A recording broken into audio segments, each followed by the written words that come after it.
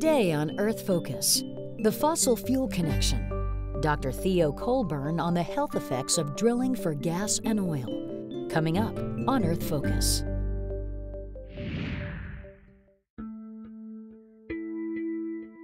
We've got to make the fossil fuel connection. That when you poke a hole in the ground to get out coal, oil, or natural gas, and especially natural gas, because of the tremendous boom that has taken place with that particular fossil fuel, when that gas comes up out of the ground, it's not all methane. You're lucky if you get 82%. 82%. The rest of it is a lot of other short-chain hydrocarbons and benzene ring-like compounds. And that has to be blown off. It has to go somewhere. And that just keeps blowing into the air. And I'm talking, tons per day coming out of that particular hole.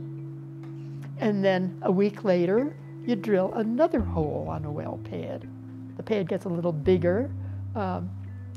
Right now, up on the Rhone Plateau in Colorado, I understand they have practically 100 wells on one major pad.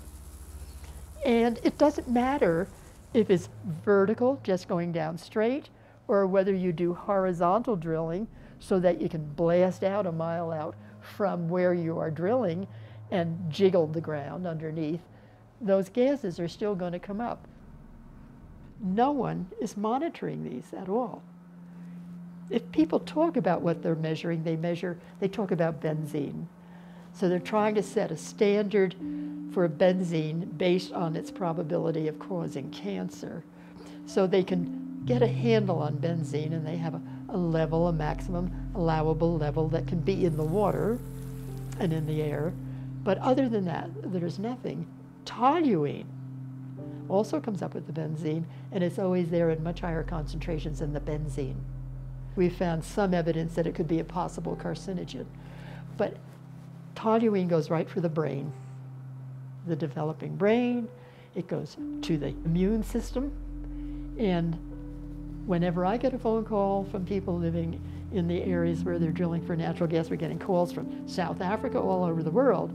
They say, well, when they start drilling in a day or two, we begin to sneeze, we cough, we get sore throats, we get fatigue, we get confused, we throw up, we get bloody noses, and they go through these symptoms of sensitivity. They become sensitized. These are sensitizers as well to these chemicals. And then if you start working with the laborers, these men who call me and talk to me, they reach the point where they reach what is called peripheral neuropathy, where they start with tinglings in their fingers and their toes, and the next thing you know, they begin to get pain, and they can't stop it. That's irreversible. I mean, they're way beyond the stage where they can be helped. And by that time, they're usually so confused, have such a poor memory, that they'll never be able to hold down a job again. Now, these are the kind of chemicals that are getting out there that the government has ignored completely. And we have to get these words, toluene, out there now. You buy gasoline, your gasoline is going to have toluene in it. More toluene in it than it does benzene. So when you're filling your gas tank, you could be getting exposed to toluene. Or if you live in a gas field, of course, you could be exposed to it. And also, then when you burn it in your engine, the BTEXs form what are called the polycyclic aromatic hydrocarbons, the ones that are so dangerous at parts per billion and parts per trillion. At extremely low concentrations can affect the development of the baby. Preterm babies, babies born with low birth weight, and also smaller skull circumferences. So there are times when I just wish, how can we get this all together and package it and make people understand? And I call it the fossil fuel connection. We want people to know, make this link. But I don't know whether we're going to be able to really speed this up some way. I don't know.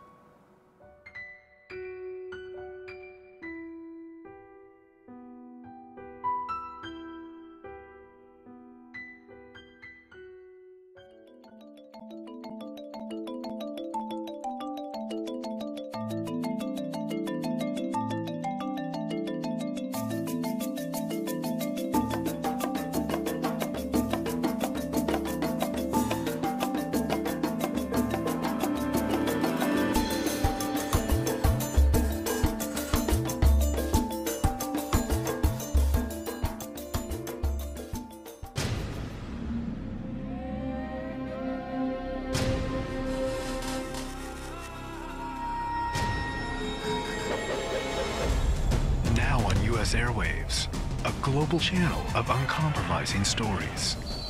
World news, documentaries, entertainment, and culture. Link TV, connecting you to the world. For more information, visit linktv.org.